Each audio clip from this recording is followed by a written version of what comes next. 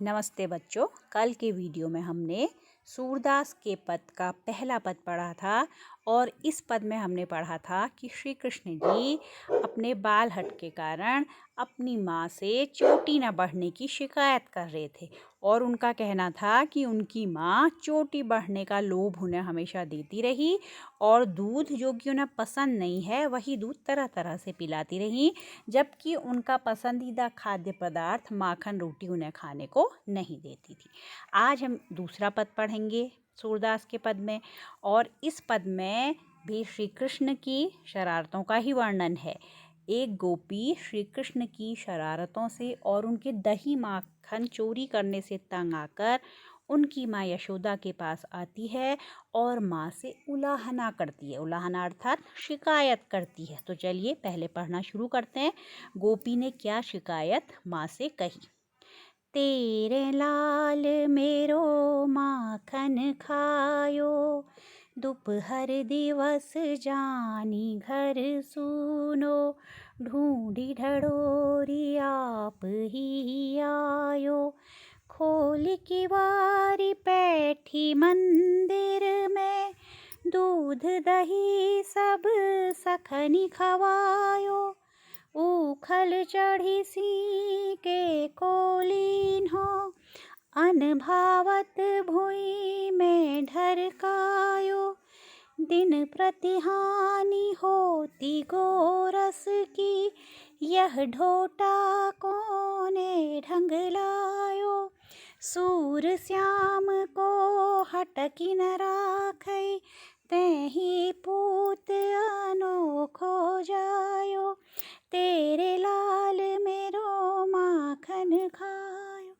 तो देखिए गोपी क्या शिकायत कर रही है यशोदा मैया से। गोपी कहती है, हे यशोदा, तेरे लाल मेरे माखन खाए। तुम्हारे पुत्र ने, लाल का अर्थ पुत्र, तुम्हारे पुत्र ने मेरे घर से माखन खाया है, मेरा माखन चुराया है।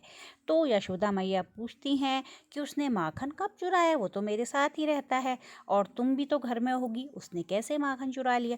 तो गोपी क्या कहती है, देखिए, दोपहर दिवस जानी घर सुनो। वो कहती हैं कि दोपहर के समय जब सब लोग अपने काम में गए हुए थे तो उसने घर को जब सूना देखा, अकेला देखा, तो ढूंढी ढंढोरी आप ही आयो।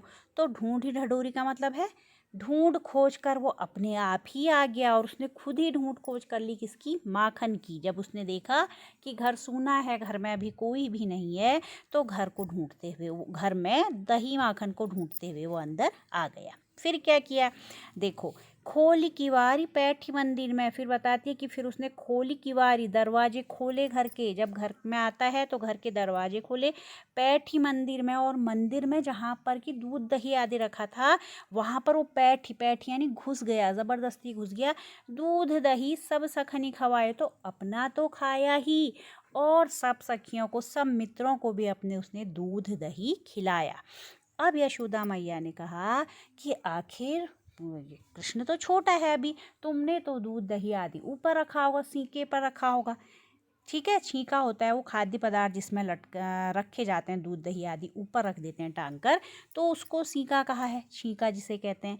तो तब गोपी कहती है कि हाँ ऐसा तो है, लेकिन उसने किस तरह से दूध दही लिया ये गोपी अब बताती है। कैसे लिया, देखिए, ऊखल चढ़ी सीके को ली, न किस पर चढ़ा, हो ओखली में जो कूटने वाली होती ना, उसको लिया उसने, उस पर चढ़ा और उस पर चढ़कर उसने छीके को वहाँ से ले लिया, वहाँ से दूध दही खाया और अनभावत, अनभावत यानी जो उसे पसंद नहीं आया, भूई में ढरकायो, भूई यानी पृथ्वी, ढरकायो गिरा दिया।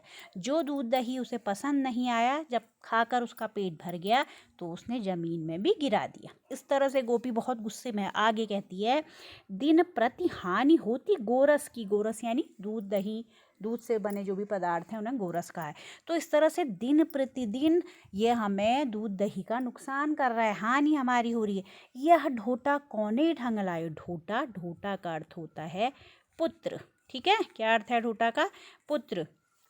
तो यशोदा मैया कह रही हैं कि ये पुत्र तुम्हारा किस ढंग का है, किस तरह का है ये, कि लोगों के घर घर में जाकर चोरी करता है और उनका दूध दही बर्बाद भी करता है, इस तरह से लोगों को हानि करता है। ठीक है। तो गोपी बहुत गुस्से में है और देखिए अभी गुस्सा ही करती रहती है। अंत में कहती है सूर श्याम को हटकी न राखे। क्या कहती है? सूर श्याम को हटकी न राखें, तैही पूता अनोखो जायो। हटकी यानी संभाल कर। सूरदास जी कहते हैं कि गोपी अंत में यशोदा मैया से बहुत गुस्से में कहती है श्याम यानी श्री कृष्ण। श्याम किसका पर्यायवाची है? श्री कृष्ण का। श्याम को हटकी, हटकी यानी संभाल कर। क्या कह रही है? संभाल कर। गोपी कहती है कि तुमने अपने पुत्र को संभाल कर नहीं रखा हुआ है, तैही पूत अनोखो जाए। क्या तुमने ही अनोखा पुत्र पैदा किया है? पूत भी किसका पर्यायवाची है? पुत्र का। ठीक है। तो गोपी कह रही है कि तुमने अपने इस पुत्र को संभाल कर नहीं रखा है, तुम्हें इसे अच्छी सीख नहीं देती हो। क्या तुम्हारा पुत्र दुनिया से निराला है। तो इस तरह से गोपी बहुत गुस्से में है और श्री कृष्ण के दूध दही चुराने की शिकायत किससे करने आई है? यशोदा मैया से करने आई है। क्या क्या कहा गोपी ने? कि तुम्हारे पुत्र ने मेरे घर से माखन खाया। दोपहर के समय जब घर को उसने सुनसान देखा तो ढूंढ खोज कर वो खुद ही आ गया और दही माखन खाया। यशोदा मैया के पूछने पर कि वो कैसे आया, फिर बताती है खोली की बारी उसने दरवाजे खोले, मंदिर में ज़बरदस्ती घुस गया और वहाँ से दूध दही स्वयं भी खाया और अपने मित्रों को भी खिलाया। फिर यशोदा मैया के पूछने पर कि वह तो छोटा है, आखिर वो कैसे ऊपर से उसने दूध दही लिया, तब गोपी बताती है कि वो ओखली पर चढ़ा, वहाँ से उसने छींके को लिया, जितना पसंद आता था खाया और जो पसंद नहीं आया वो उसने ज़मीन में गिरा दिया। तो इस तरह से वो कह रही कि दिन प्रतिदिन हमारी गोरस की यानी दूध दही की हानि हो रही है। ये तुम्हारा पुत्र ढोटा, ढोटा यानी पुत्र कैसे ढंग का है, सूर श्याम को हटकी न राखें, तैही पूता नोख जाए। अंत में कहती है गुस्से से कि तुमने अपने पुत्र श्री कृष्ण को संभाल कर नहीं रखा है, क्या तुमने ही अनोखा पुत्र पैदा किया है।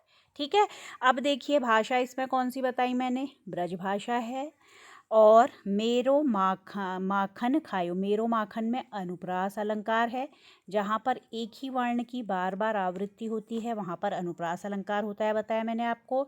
तो अन्य स्थलों पर भी देखिए हम अनुप्रास अलंकार देखते हैं। दोपहर दिवस में है, ढूंढी ढडोरी में है, आप ही आयो में है, बहुत जगह है इसमें अनुप्रास अलंकार है, दूध दही में। ठीक है। तो इन सब में यहाँ पर हम अनुप्रास अलंकार देखते हैं। ठीक है।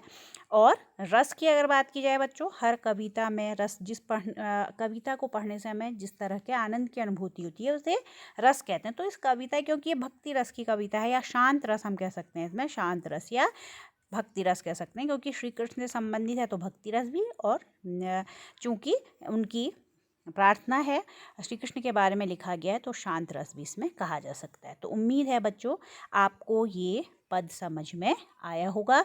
इसके शब्दार्थ और इसका अर्थ आप अभ्यास पुस्तिका में लिखेंगे। धन्यवाद।